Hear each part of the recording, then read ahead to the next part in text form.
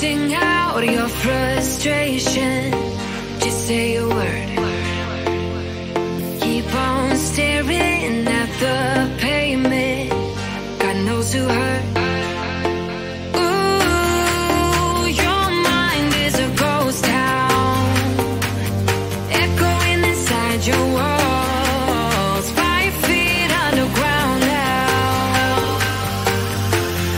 Nothing's gonna save us from our doubts. Nothing's gonna make us spell it out. I don't wanna be the one who said, oh, I told you so.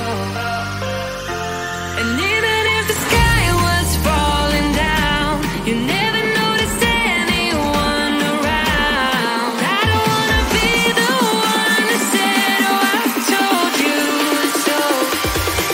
But I told you so.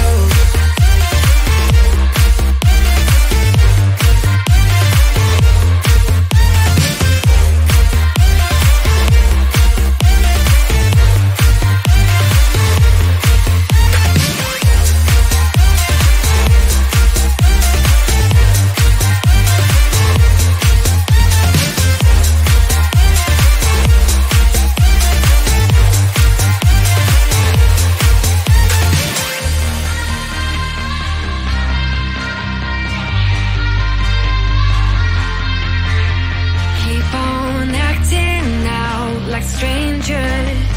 Scream out loud. I will go if nothing changes. So change your heart.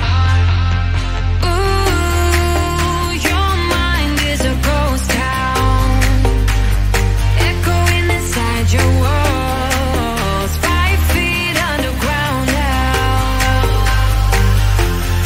Nothing's gonna save us from our doubts.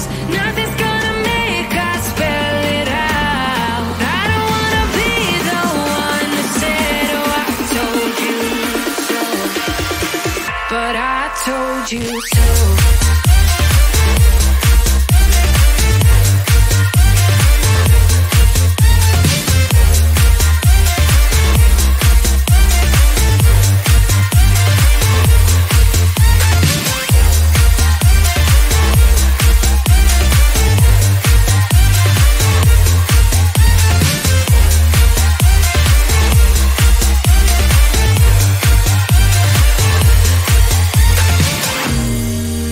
My kingdom on lockdown.